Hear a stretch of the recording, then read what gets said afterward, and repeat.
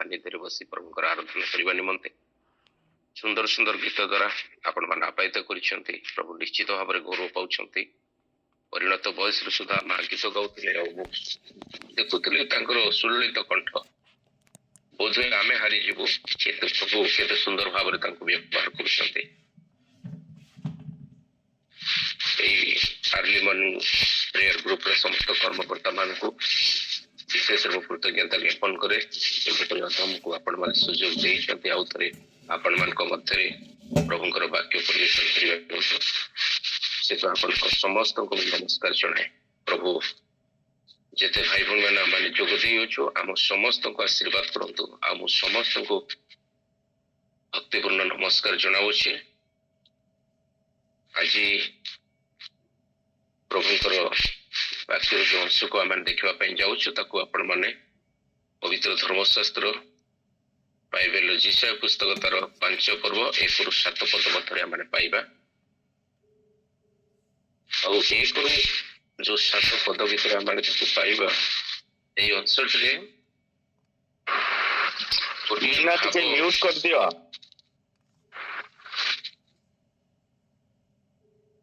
जिसाय 5 पर्व 1 ରୁ 7 पद ये गोटे गीत गीतटी गोटे बोझर गीत गोटे भाववाणी गीत यहाँ से समय जिसाय निकट में प्रकाशित हो जिसा से समय लिखुंट जो समय इस्राएल लोक मैंने स्वेच्छापूर्वक से पाप करुँच परमेश्वर से पृथक हो चाहते परमेश्वर भिन्न हो चाहते से पूर्व जो आम टे जदि पछक फेरी जाऊ अल्प समय मैंने तार पृष्ठभूमि टाक देखू आम जापरू जे परमेश्वर जे प्रकार आरंभ में सबकि सृष्टि कर सारा पर मनुष्य को सृष्टि कले गोटे सुंदर उद्यान रे ताकू नहीं रखिले एवं परमेश्वर इच्छा करुले जे से माने जे प्रकार वृद्धि पाइबे से माने जब पृथ्वी को परिपूर्ण करेंगे परमेश्वर सहभागितार से जीवन काटिबे। किंतु दुखर विषय है जो मनुष्य स्वेच्छापूर्वक पाप कला परमेश्वर उपस्थित पलायन कला परमेश्वर पृथक रहा आई प्रकार पापपूर्ण अवस्था मनुष्य मान संख्या अतिशय वृद्धि पाइला। एमती अवस्था परमेश्वर से मनुष्य मान जितेबाला से संख्या वृद्धि पाला अब्राहम नाम को जन व्यक्ति मनोनीत कले निजर जाति निजर ज्ञाति निजर परिवार निजर देश परित्याग करी से जो देश देवाई चाहते जो स्थान को नवाई चाहते से स्थान को प्रभु डाकिले और अब्राहम परमेश्वर वाक्य अनुसार परमेश्वर आज्ञा प्रमाण बाहरी आसिले और परमेश्वर से गोटे प्रतिज्ञा करते अब्राहम को जे आकाशर तारा परी मु तुम संख्या वृद्धि करी तुम वंश वृद्धि पाइब। अब्राहम से प्रतिज्ञा को भरोसा करी प्रतिज्ञा को मन रखी परमेश्वर अनुगमन करने लगिले परमेश्वर पछ पछ आसवाई लगिले और आम देखु से प्राय 100 वर्ष बयस वृद्ध अवस्था परमेश्वर अब्राहम गोटे संतान दौरान आउर नाम इसाक दि जाऊँगी। इसिहाक ठारू पुनर्बार जिते बड़े पुणी संतान मान सब उत्पन्न होती से एब्रिय बोली कह इस्राएल बोली कह कालक्रमे इस्राएल लोक मैंने मिस्र देश में बंदी होकर रही जाती बंदित्व थी से चित्कार कर क्रंदन प्रभु शुणुंट से जंत्रणा को प्रभु देखुं प्रभु समस्त कष्ट से मुक्त करने बंदित्व से मुक्त करने इच्छा करी आउ जड़े व्यक्ति को उठाऊँ नाम हूँ मूसा आ मूसा को प्रभु कहते मिस्र देश को जाई संतान मान को जे प्रकार से कौन करेंगे ना मुक्त करके नहीं आसबे विभिन्न चिन्ह आश्चर्य कर्म अद्भुत लक्षण गुड़ाक देखाई मूसा मिस्र देश इस्राएल संतान मान को बाहर कर नहीं आसुंते। परमेश्वर मूसा को से स्थान को लेकिन जावाई इच्छा करुँच पूर्वर अब्राहम को जो देश विषय से प्रतिज्ञा करते परमेश्वर मूसाଙ୍କୁ କହିଲେ ଯେ ଦୁଗ୍ଧ ମଧୁ ପ୍ରବାହୀ ଦେଶ ବା କିଣାନକୁ ନେଇଯିବା ପାଇଁ। ଆଉ मूसा ଯେତେବେଳେ ତାଙ୍କର ଲୋକମାନଙ୍କୁ ଇସ୍ରାଏଲୀୟ ସନ୍ତାନମାନଙ୍କୁ କିଣାନ ଆଡକୁ ନେଇକି ଯାଉଛନ୍ତି ଦୁଗ୍ଧ ମଧୁ ପ୍ରବାହୀ ଦେଶ ଆଡକୁ, परमेश्वर इच्छा करुଛନ୍ତି ମୋର ଏ ଲୋକମାନେ ଯେ ପ୍ରକାର ମୋ ପରି ପବିତ୍ର ରହିବେ, ସେମାନେ ଯେ ପ୍ରକାର ଏ ମିଶରୀୟ ଲୋକମାନଙ୍କର ଧାରା, ମିଶରୀୟ ଲୋକମାନଙ୍କ ରୀତି, ମିଶରୀୟ ଲୋକମାନଙ୍କର जो समस्त विधि सेही प्रकार चलिबे नाही, सेमानकर जे प्रकार विधि संपूर्ण भिन्न हेबो। परमेश्वर जो नियम देउछंती, आज्ञा देउछंती, विधि देउछंती, सेगुडी को जेते ସେମାନେ पालन करिवे। सेही उद्देश्य रे परमेश्वर सेमानकु 10 आज्ञा मध्य देले एवं ए 10 आज्ञा को पालन करिवा पे मध्य कहिले। सब नियम भितर 10 आज्ञा मध्य थिला। इस्राएली संतान माने ए सब नियम गुडी को मानिबाकू पारिले नहीं। सेमाने कालक्रमे समस्त नियम गुडी को परित्याग करिया पे लागिले। सेथिपाई परमेश्वर सेमानकु से प्रांतर भितरे 40 वर्ष पर्यंत बुलाइले। आउ 40 वर्ष भितरे सेमाने प्राय समस्त मरी गले। एपरिके से प्रांतर भितरे मूसा मध्य मरी गले। एबे परमेश्वर मूसांकर अनुगत जे थिले जियोसेव को कहउछंती तुमे नेतृत्व नियो एवं मोर लोक मानकु तुमे जर्दन पार करे से दुग्ध मधु प्रवाही देश को नहीं जाओ। जियोसेव भयभीत हो जाउछंती, डरी जाउछंती, मनरे चिंता करुछंती मूसा तो मरी गले, मु केमती ए लोक मानकु नहीं कि जीवी। परमेश्वर से तोळे तांको कहउछंती तुमे भय करो नाही, आमे तुम संगरे अछु, तुमको निरस्त होबा देबा नाही, साहस धरो, बलवान हुओ। परमेश्वर जियोसेव को भरोसा दौरान जियोसेव को आगे आगे गमन करने कहते। आउ जियोसेव जो नेतृत्व नहीं बाहर जर्दन पार ही से दुग्ध मधु प्रवाही देश में पहुंचुंट से जो लोक माने थिले, किणान्य लोक माने थिले, पिरिजीय लोक माने थिले, इबुसी लोक माने थिले, हित्तीय लोक माने थिले, से लोक माने थिले, से समस्त लोक मान को परास्त कले। से समस्त लोक मान को तड़ी देले आउ से स्थान को अधिकार को आनिले। से स्थानटा थिला से स्थान जोटा को अब्राहम को परमेश्वर प्रतिज्ञा करथिले देबा पाए। वर्तमान जियोसेव ताको अधिकार करछंती से स्थान को इस्राएल रो 12 गोष्ठी भितर 9 अधे गोष्ठी से माने पहुंचले। आउ 2.5 गोष्ठी रही गले से जर्दन पूर्व पारी रे। एबे से भूमि को भाग भाग करी बांटी दे जाउची, आउ सेमान को अधिकार दे जाउची, सेमान गोटे स्थान प्राप्त होउछंती। तापर जियोसेव वर्तमान कहउछंती जे मु तो बुढ़ा ही गलिणी, आपण माने समस्त प्राचीन माने आउ आपण मान को समस्त मु डकाइछि एई कथा कहबा पई जे आमे वर्तमान कोन करिबा। हमरो जो परमेश्वर आमान को मिस्र देश कढाई आनिले, ए प्रतिज्ञात भूमि देले, ए स्थान को आनिले, आमे सही परमेश्वर को सेवा करिबा ना नहीं तुमे नदी सेपटे जो विदेशी देवादेवी मान को सेवा करुतलो तांकर सेवा करिबो। मु किंतु मो आ मोर परिवार आमाने सदा प्रभु को सेवा करू। सेठी इस्राएल रो प्राचीन माने एवं अन्य समस्त लोक मान समवेत हेतिले, से समस्त कहले आमे सदा प्रभु को सेवा करिबो। ए जो सदा प्रभु को सेवा करू बोली से कहले से स्थान रे से गोटे यज्ञ वेदी निर्माण कले परमेश्वर को उद्देश्य रे। और सेठी प्रथम थर पे से उपासना आरंभ कले। किंतु एटा केवल से माने 2टा पीढ़ी पर्यंत करि पारले। तापर से माने धीरे धीरे परमेश्वर ठरो विमुख होबा पय लागिले, परमेश्वर को आज्ञा को अमान्य करिबा पय लागिले।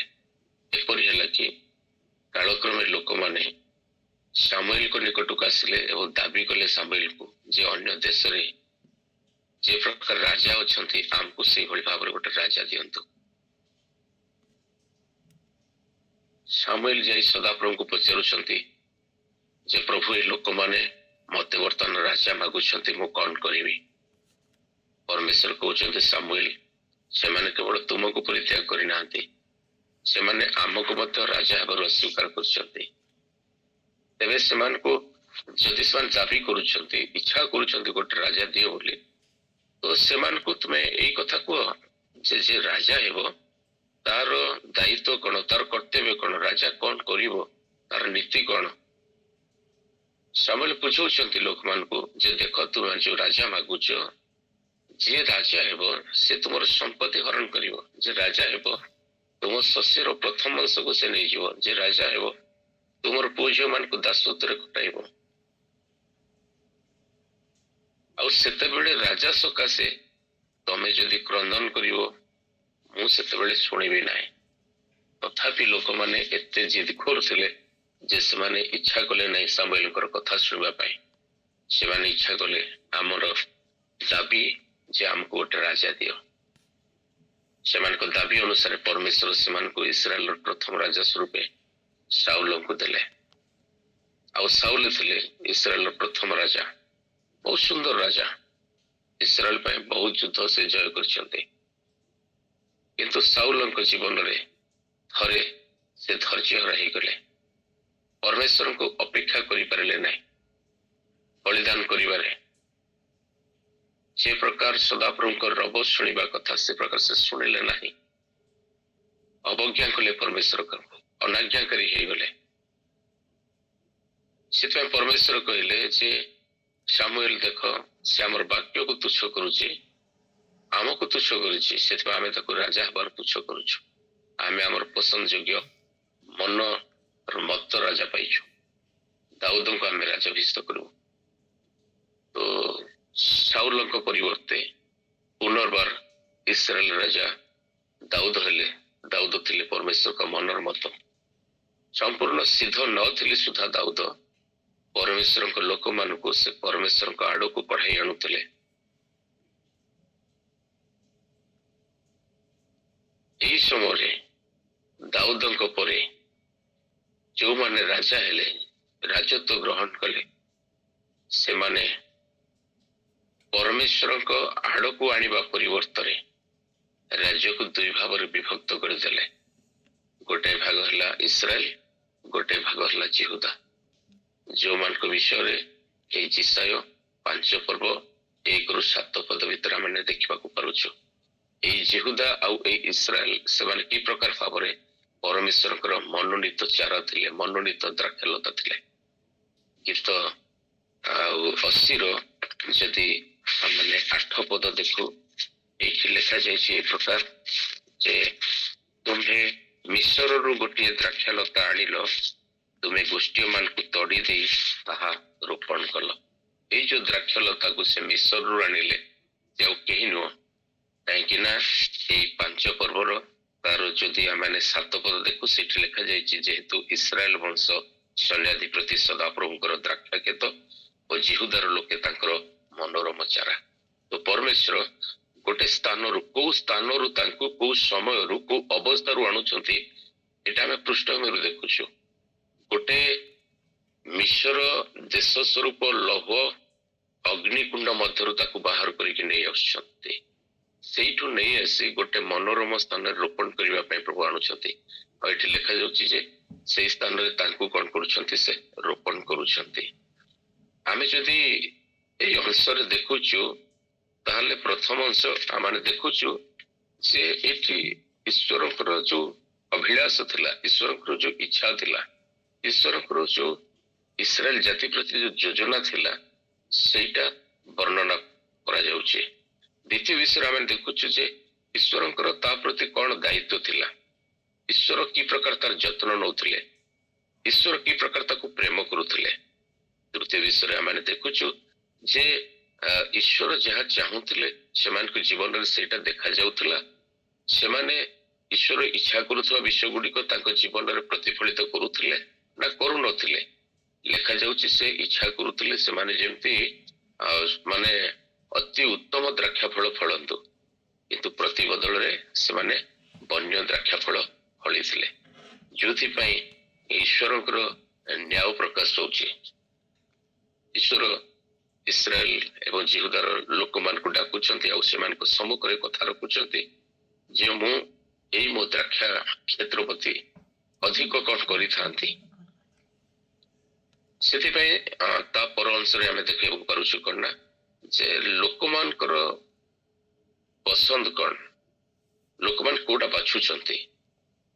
ଲୋକମାନଙ୍କର ମନ ପରିବର୍ତ୍ତନ ହଉଛି ନା ହଉନାହିଁ, ଏ ସବୁ ବିଷୟ ଗୁଡିକ ଏହି ଅଂଶରେ ଅଛି। ତ ପ୍ରଥମ ଅଂଶ ଆମେ ଦେଖୁଛୁ ଯେ ଈଶ୍ୱରଙ୍କ ଅଭିଳାଷ, ଈଶ୍ୱର କଣ ଇଚ୍ଛା ପୋଷଣ କଲେ। ଯଦି ଗୀତ 44ରେ ଆମେ ଦେଖୁଛୁ ଆଉ ତାର ମାତ୍ର 1, 2, 3 ପଦ ପଢିବା, ସବୁ ଅଂଶ ଗୁଡାକରେ ଲେଖା ଯାଇଛି, କିନ୍ତୁ ଆମେ ଏତିକି ପଦ ପଢିଲେ ଆମେ ଜାଣିପାରିବା ଯେ ପ୍ରକୃତ ବିଷୟ ଗୁଡିକ କଣ।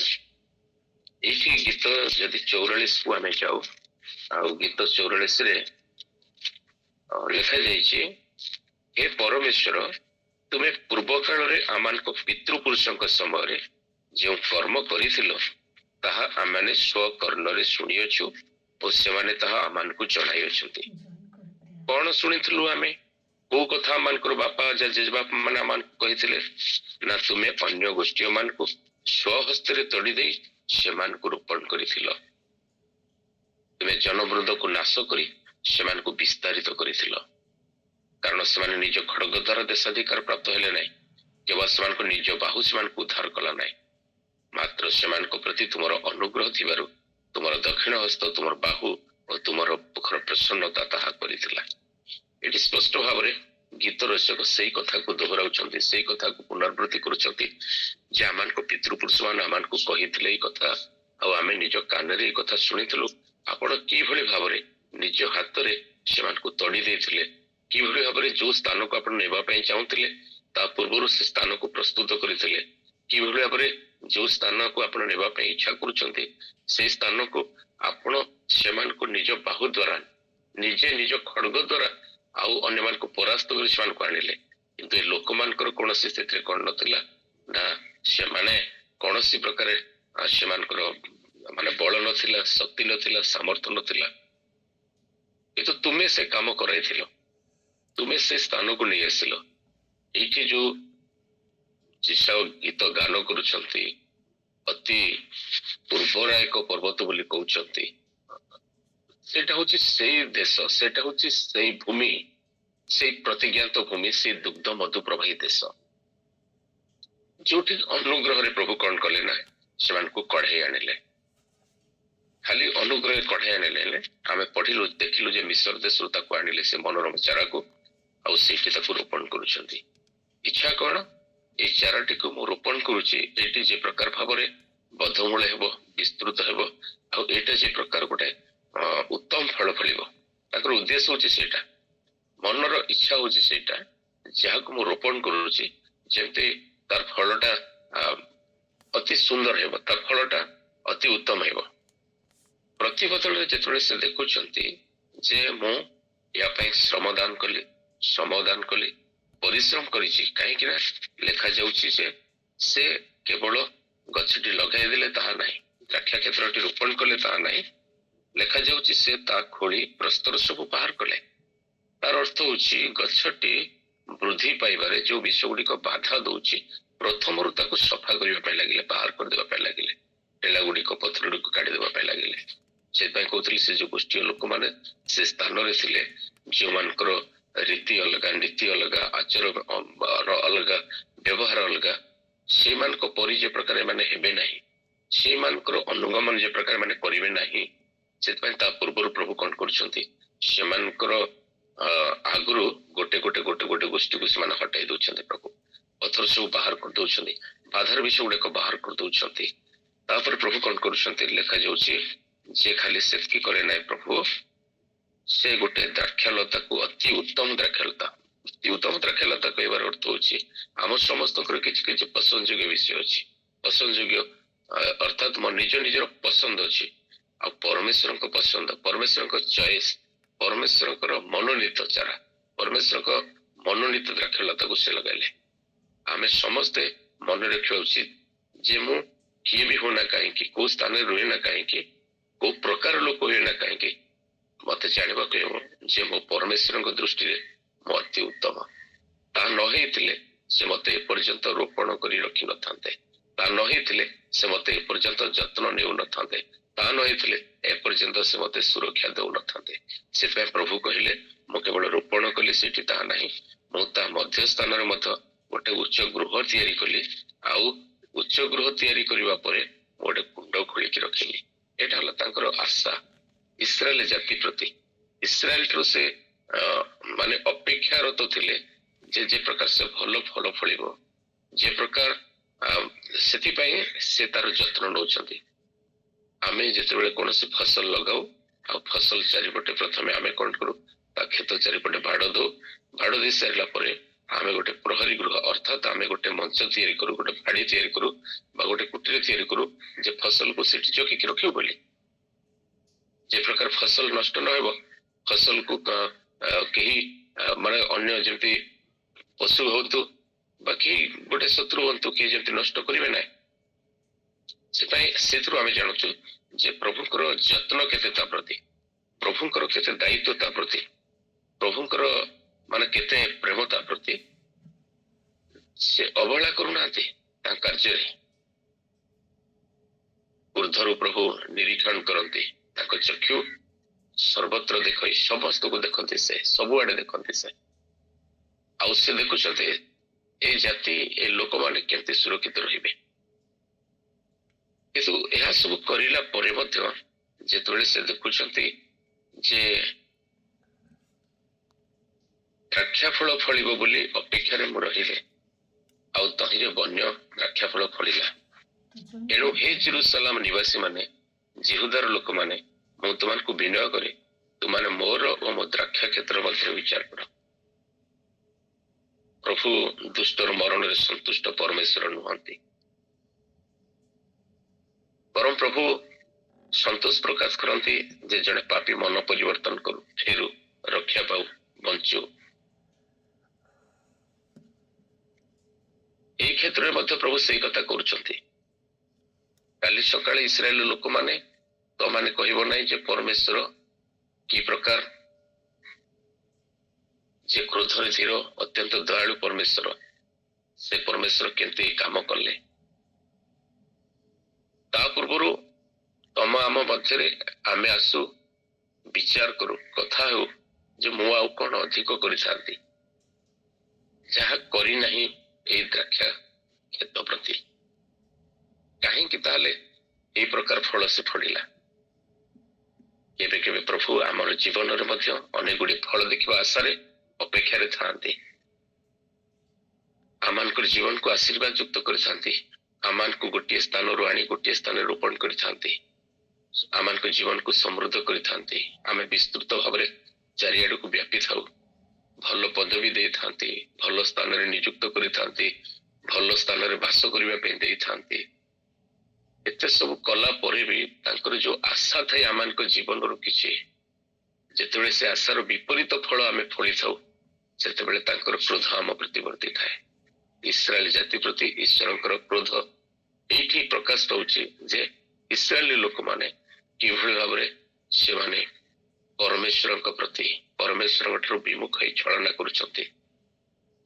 ସେମାନଙ୍କର ଜୀବନରେ କୌଣସି ଆଭ୍ୟନ୍ତରୀଣ ଫଳ ଗୁଡିକ ଦେଖାଯାଉ ନାହିଁ, ଯଦିଓ ସେମାନେ ବିସ୍ତୃତ ଭାବରେ ଶାଖା ମେଲୁଛନ୍ତି, ଚାରିଆଡକୁ ବ୍ୟକ୍ତ ହେଇଯାଉଛନ୍ତି, ସେମାନଙ୍କ ଜୀବନ ଆଶୀର୍ବାଦ ଯୁକ୍ତ ବୋଲି ଭାବୁଛନ୍ତି, ଆଶୀର୍ବାଦ ଯୁକ୍ତ ବୋଲି, କିନ୍ତୁ ଦେଖିଲା ବେଳେ ବନ୍ୟ ଦ୍ରାକ୍ଷାଲତା ବା ବନ୍ୟ ଦ୍ରାକ୍ଷା ଫଳ ସେମାନଙ୍କ ଠାରୁ ଉତ୍ପନ୍ନ ହଉଛି, ଯୋଉଟା 7 ପଦର ଶେଷାଂଶରେ ଲେଖାଯାଉଛି ଯେ ଜିହୁଦାର ଲୋକେ ତାହାଙ୍କ ମନର ମଚାରା, ସେ ନ୍ୟାୟ ଅପେକ୍ଷା କଲେ ମାତ୍ର ଦେଖ ଉପଦ୍ରବ, ଧାର୍ମିକତା ଅପେକ୍ଷା କଲେ ମାତ୍ର ଦେଖ କ୍ରନ୍ଦନ।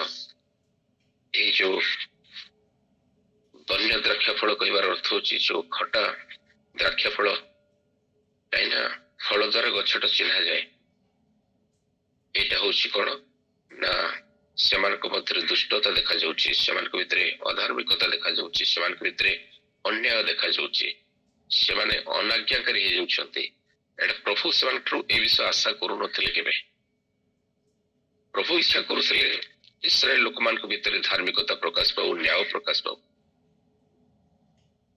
ସେଟା ପ୍ରଭୁ କହୁଛନ୍ତି ମୁଁ ତ ଇଚ୍ଛା କରୁଥିଲି ଏଇଟା, ମୋର ଇଚ୍ଛାର ବିପରୀତ ବିଷୟ ତୁମାନେ କେମିତି ଫଳୁଛ।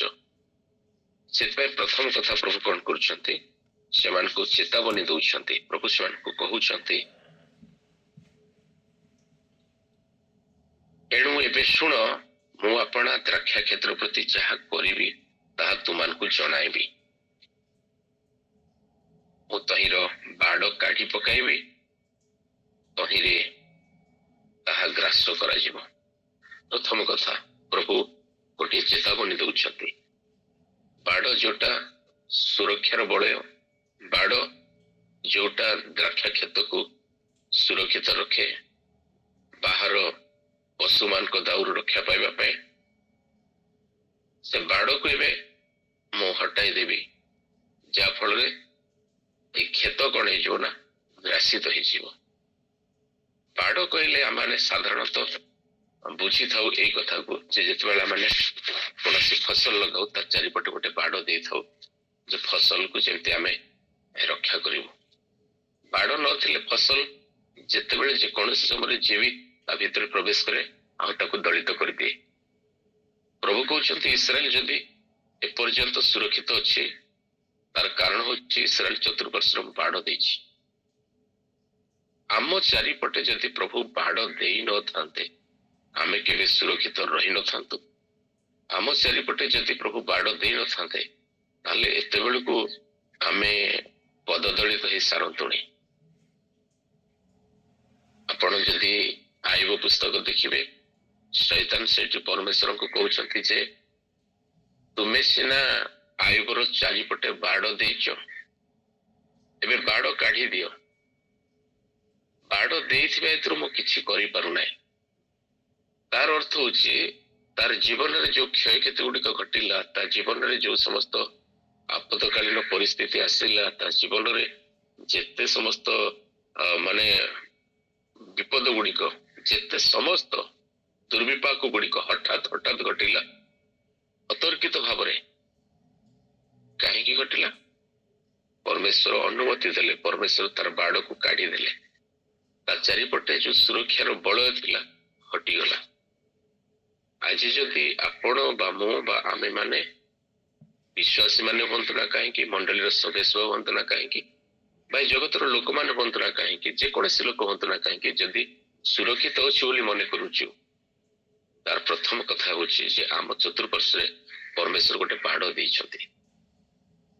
ପରମେଶ୍ୱର ଖାଲି ବାଡ଼ ଦେଇନାହାନ୍ତି, ପରମେଶ୍ୱର ଆମମାନଙ୍କୁ ଏ ଜଗତ ମଧ୍ୟରେ ରଖିଛନ୍ତି ଗୋଟେ ଦୃଢ ଆଶା ପୋଷଣ କରିକି ଯେ ମୁଁ ୟାର ଏତେ ଯତ୍ନ ନଉଛି, ମୁଁ ୟାର ଚାରିପଟକୁ ଖୋଳି ଏତେ ପରିଷ୍କାର କରୁଛି, ସଫା କରୁଛି, ମୁଁ ୟା ପ୍ରତି ମୋର ଅନୁଗ୍ରହର ହସ୍ତ ରଖିଛି। ତାପରେ ବିଶେଷ କରି ଗୋଟେ ମାନେ ତିଆରି କରିଛି ଉଚ୍ଚ ଗୃହ, ସେ ଉପରୁ ଥାଇ ନିରୀକ୍ଷଣ କରୁଛି ଯେ ଶତ୍ରୁ ଯେମିତି କଣ କରିବ ନାହିଁ, ତା ନିକଟକୁ ଆସିବ ନାହିଁ। ଏତେ ସବୁ କଲା ପରେ ବି ସେ କେମିତି ମୋର ବିପରୀତ ଫଳ ଫଳୁଛି, ମୁଁ ଯାହା ଆଶା କରୁନାହିଁ ତାହା କେମିତି ତା ଜୀବନରେ ପ୍ରକାଶ ପାଉଛି। ସେଥିପାଇଁ ପ୍ରଭୁ କଣ କରୁଛନ୍ତି, ଯିଶାୟଙ୍କ ଦ୍ୱାରା ଚେତାବନୀ ଦଉଛନ୍ତି ଇସ୍ରାଏଲ ଜିଲ୍ଲାର ଲୋକମାନଙ୍କୁ ଯେ ଯଦି ଆମେ ଆମମାନଙ୍କ ପୂର୍ବକୃତ ପାପରୁ ମନ ପରିବର୍ତ୍ତନ କରିବୁ ନାହିଁ, ଆମ ପିତୃପୁରୁଷ ମାନେ ଯେ ପ୍ରକାର ଅବଜ୍ଞା କରୁଥିଲେ, ଯେ ପ୍ରକାର ତାଙ୍କ ନିକଟରୁ ବିପଦ ଗମନ କରୁଥିଲେ, ସେମିତି ଯଦି କରିବୁ ତାହେଲେ ନିଶ୍ଚିତ ଭାବରେ କଣ ହେବ ନା ଏଇ ଯୋଉ ସୁରକ୍ଷାର ବଳୟଟା ଅଛି, ଯୋଉ ବାଡ଼ଟା ଅଛି, ସେ ବାଡ଼ ହଟିଯିବ।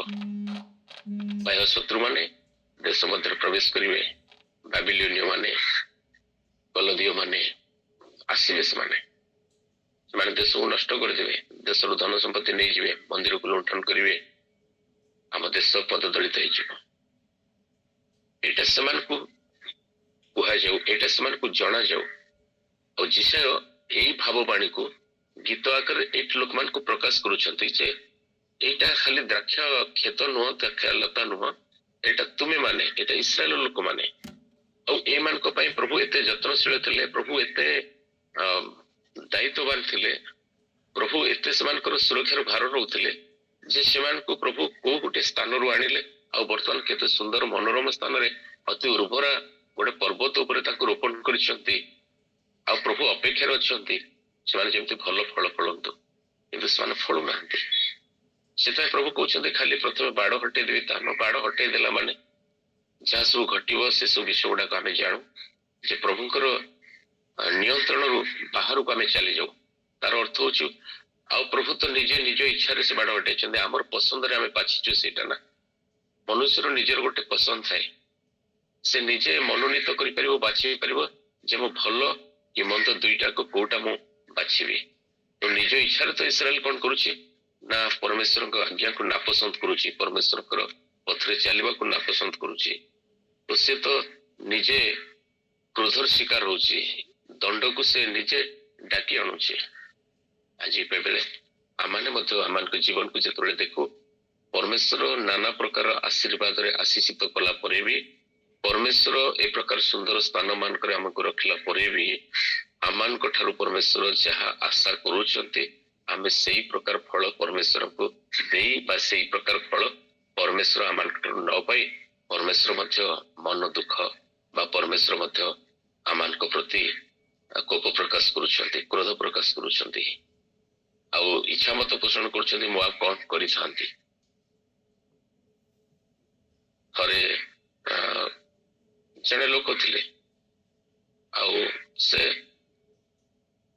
बहुत छोट काम करुले किंतु प्रभु को दिन राति से भल पाउथिले प्रार्थना समय काटुले बाइबल अध्ययन करुले सहभागितार जीवन काटुले केबे भी अवहेला करती ना गिरिजा जीवारे किंतु कामटी बहुत छोट थिला केतेबेले मिले काम केतेबेले मिले ना दिन मजुरिया काम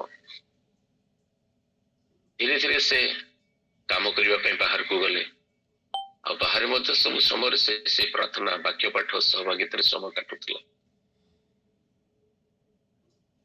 गोटे छोट काल धान काम करू करू दिन आसला से काम एते विश्वस्त थिला जे तार मालिक ताकू कौन करुछंती से जो कारखाना रे काम करुछंती से कारखाना रे ताकू अति सुंदर गोटे मैनेजर दायित्व दे जाउछंती जो लोक सबु समय प्रार्थना करुला सहभागितार जीवन काटुला वाक्य अध्ययन करुला से लोक एबे जेतबेले गोटे भल पोजिशन को आसीगला भल पदवी प्राप्त होला तार जीवन बदली गला तार वेश पोशाक बदली गला धीरे धीरे परमेश्वर प्रार्थना रू परमेश्वर वाक्य पठरू परमेश्वर सहभागितार मध्य से कौन कला दूरे आसला वर्तमान से कौच मो पाखे एत समय नहीं मो गिरजा को आसवा मो पाखे एत समय नहीं मो प्रार्थना करने मो पाखे एत समय नहीं सहभागितार बसवा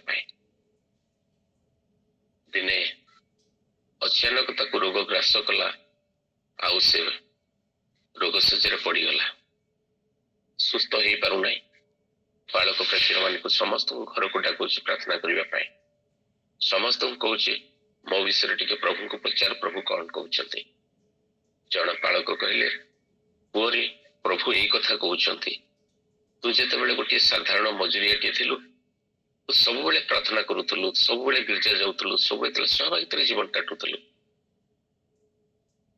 तोर विश्वस्त जीवन को देखिए ईश्वर परिणत प्रभु ते आशीर्वाद कले कालक्रमे छोटिया कारखाना तू काम कलु से विश्वस्त हेलु से तोर जीवन रे प्रार्थना वाक्य पाठ सहभागिता केबे बंद हो नथिला जिते तू गोटे मैनेजर हो गलु एबे तू कहू तोर समय नहीं एबे तू कहू सहभागिता को आसीब ना एबे तू कहू प्रार्थना करि परिबि ना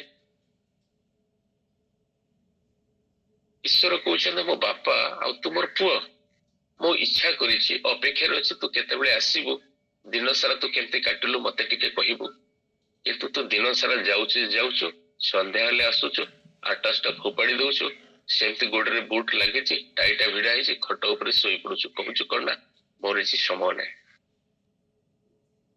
प्रिय माने आज परमेश्वर आमान को इच्छा रे अछंती अपेक्षा रे अछंती आशा रे अछंती ताकर पिला माने केतेबेले ताकर निकट को आसीबे ताकर पिला माने केतेबेले ताकर जीवन द्वारा केतेबेले ताकर जीविका द्वारा प्रभुଙ୍କର गौरव करिवे प्रभु को टिके महिमा देबे आमे जदि परमेश्वर को उपस्थित पळेबा परमेश्वर को ठारो विमुख हे जिबा परमेश्वर को आज्ञा रो विच्युत हे जिबा परमेश्वर हम पाय कोन करिवे सेति पई सेदिन इस्राएल लोक मान को इस्राएल संतान मान को ताकर मनोनीत लोक मान को सेही कथा कहउछथि जे तुमे तुम पसंद अनुसार कोन करूछ जीवन यापन करिवा पे आरंभ करूछ तुमे दिन थिला मोर हस्ताधर मेष थिला मोर अनुगमन करूथिलो मोर इच्छा जानुथिलो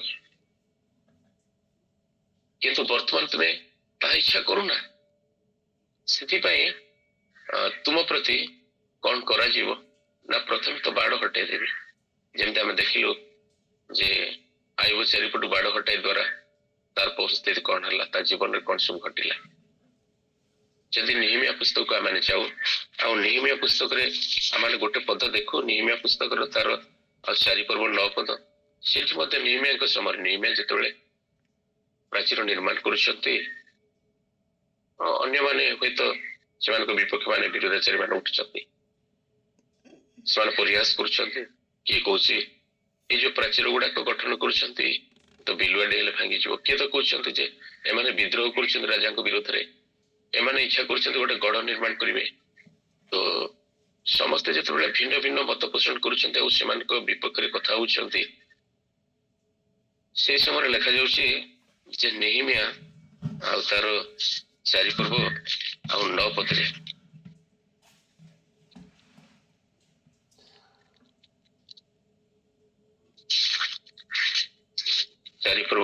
ଲେଖାଯାଉଛି ଏ କଥା, ମାତ୍ର ଆମେମାନେ ସେମାନଙ୍କ ସକାଶୁ ଆପଣା ପରମେଶ୍ୱରଙ୍କ ନିକଟରେ ପ୍ରାର୍ଥନା କଲୁ। ଦେଖନ୍ତୁ ଏଠି କଣ ଲେଖା ହେଇଛି, ଅମୋନୀୟ ମାନେ ଅସଦୀୟ ମାନେ ଅତିଶୟ କୋପାନ୍ୱିତ ହେଲେ ଆଉ ସେ ସମସ୍ତେ ଜେରୁସାଲାମକୁ ଯାଇ ତହିଁ ବିରୁଦ୍ଧରେ ଯୁଦ୍ଧ କରିବାକୁ, ତହିଁ ମଧ୍ୟରେ ଗଣ୍ଡଗୋଳ ଉତ୍ପନ୍ନ କରିବାକୁ ଏକତ୍ର ଚକ୍ରାନ୍ତ କଲେ। ମାତ୍ର ଆମେମାନେ ସେମାନଙ୍କ ସକାଶୁ ଆପଣା ମାନଙ୍କ ପରମେଶ୍ୱରଙ୍କ ନିକଟରେ ପ୍ରାର୍ଥନା କଲୁ ଓ ଦିବାରାତ୍ର ସେମାନଙ୍କ ବିରୁଦ୍ଧରେ ପ୍ରହରୀ ରଖିଲୁ। ପ୍ରାର୍ଥନା କରିବା ପାଇଁ ସେମାନେ ଲାଗିଲେ। ସେମାନଙ୍କ ବିରୁଦ୍ଧରେ ଏମାନଙ୍କ ଅସ୍ତ୍ର ନାହିଁ, ଶସ୍ତ୍ର ନାହିଁ, ଏମାନେ ଠିଆ ହେଇପାରିବେ ନାହିଁ, କିନ୍ତୁ ସେମାନେ ପ୍ରାର୍ଥନା ଏପରି କଲେ ଯେ ପ୍ରାର୍ଥନାଟା ଦିନ ରାତି ଗୋଟେ ପ୍ରହରୀ ସ୍ୱରୂପେ ଠିଆ ହେଇକି ରହିଲା।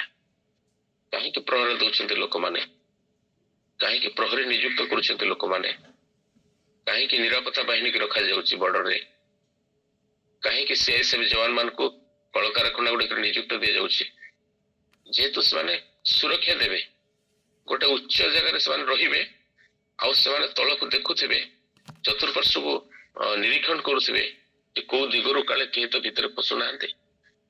ତ ଆମର ପରମେଶ୍ୱର ସେଇ ପ୍ରକାର ପରମେଶ୍ୱର, ଉଚ୍ଚରେ ଥିଲେ ମଧ୍ୟ ନିଚ ଲୋକମାନଙ୍କ ପ୍ରତି ଦୃଷ୍ଟିପାତ କରିବାର ପରମେଶ୍ୱର। ସେ ଦେଖୁଛନ୍ତି ସେ ଯେ ମୁଁ ଯୋଉ ଲୋକକୁ, ମୁଁ ଯୋଉ ଗୋଷ୍ଠୀକୁ, ଯୋଉ ଜାତିକୁ ମନୋନୀତ ମୋର ଲୋକଙ୍କୁ ଏଇ ସ୍ଥାନରେ ରଖିଛି,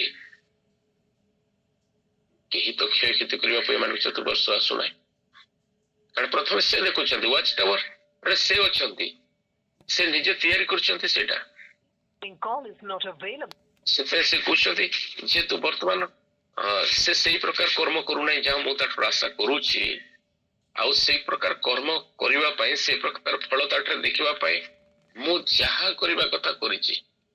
ସେ କହିପାରିବ ନାହିଁ ଯେମିତି ଆମେ ଠକି ଦଉଛୁ, ନାଇଁ ଭଲ କୋଚିଂ ଦେଇଥିଲେ ହେଇଥାନ୍ତା ମତେ ନା, ଆଉ ଭଲ କଲେଜରେ ପଢିବା ପାଇଁ ଦେଇଥିଲେ ହେଇଥାନ୍ତା ମତେ ନା, ଆଉ ଆରେ ବାପା ତୁ ସବୁଠୁ ଭଲ କଲେଜରେ ପଢେଇଲି, ସବୁଠୁ ଭଲ ଜାଗାରେ କୋଚିଂ ଦେଲେ, ଏବେ ତୁ କହୁଛୁ କଣ କରିଥାନ୍ତି।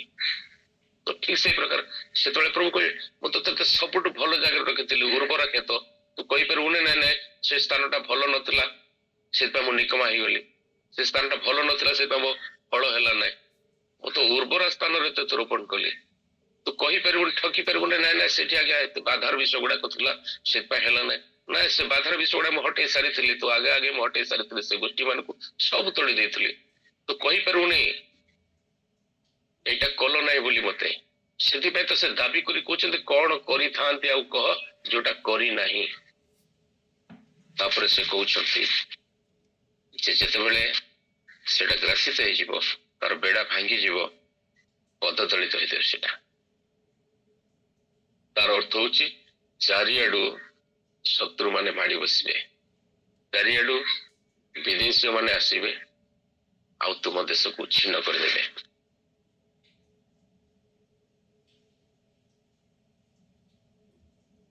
ଆଉ କଣ କରିବେ ସେ କହୁଛନ୍ତି, ମୁଁ ତା ଉଜାଡି ଦେବି, ତାର ଡାଳ କଟା ହେବ ନାହିଁ କି ଭୀମ କଢା ହେବ ନାହିଁ।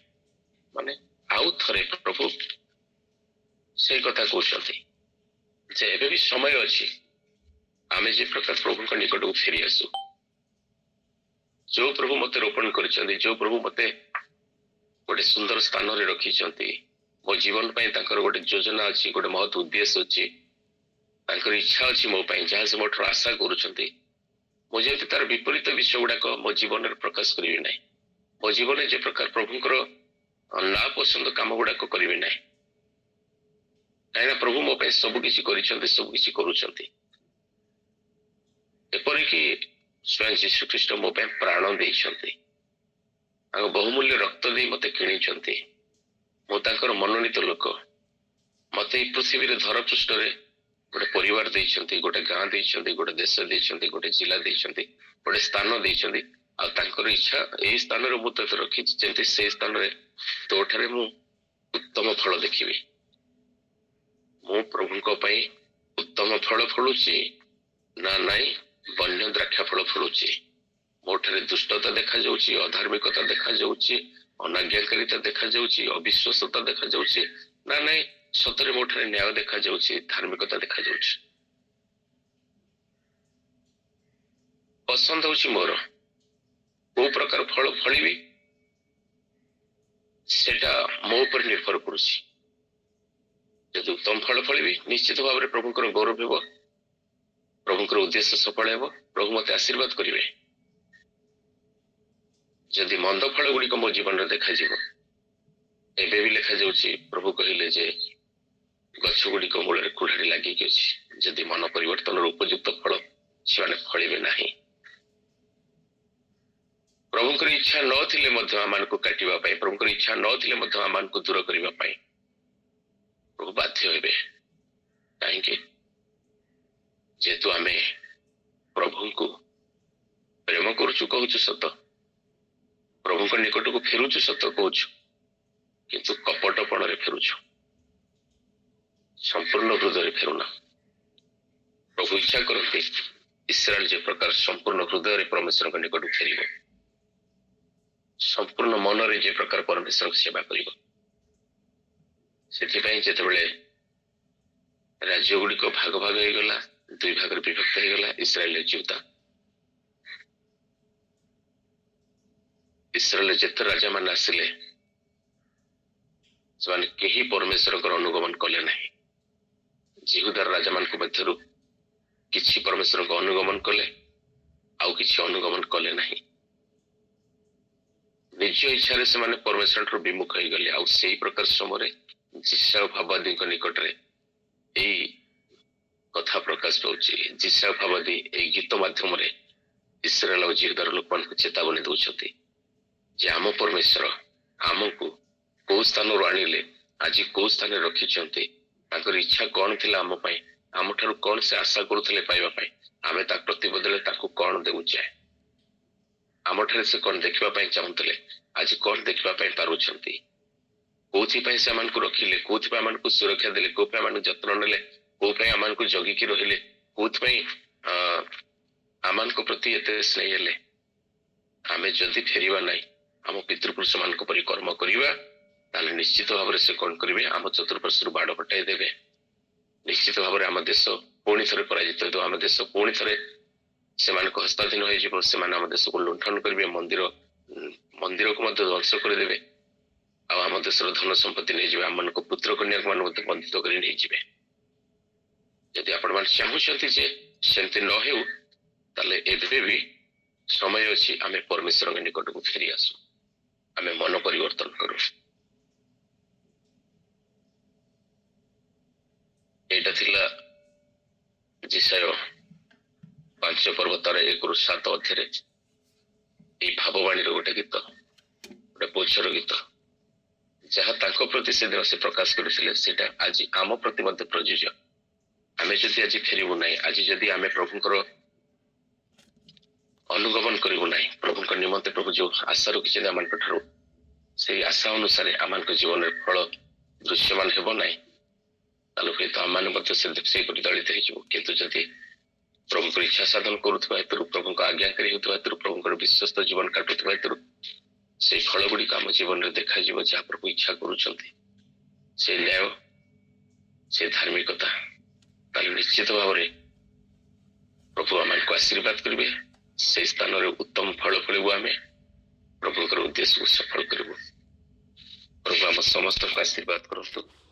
ଏ ପ୍ରାତଃ ସମୟରେ ପ୍ରଭୁ ଆମେ ପ୍ରତ୍ୟେକ ଯେତେ ଜଣ ଉପସ୍ଥିତ ଅଛୁ ଅନଲାଇନ ଦ୍ୱାରା, ଯେ ପ୍ରକାର ପ୍ରଭୁ ତାଙ୍କ ସାନ୍ନିଧ୍ୟତା ମଧ୍ୟରେ ଆମମାନଙ୍କୁ ବର୍ତ୍ତମାନ ରଖିଛନ୍ତି, ସେଇ ପ୍ରକାର ଅନନ୍ତ କାଳ ପର୍ଯ୍ୟନ୍ତ ଯେ ପ୍ରକାର ରଖିବେ, ତାଙ୍କ ଦୟା ଦୃଷ୍ଟିରେ ତାଙ୍କ ଅନୁଗ୍ରହ ଯେ ପ୍ରକାର ଆମେ ବୃଦ୍ଧି ପାଇବା ଏବଂ ଯେ ପ୍ରକାର ପ୍ରଭୁଙ୍କ ଇଚ୍ଛାକୁ ସଫଳ କରିବା,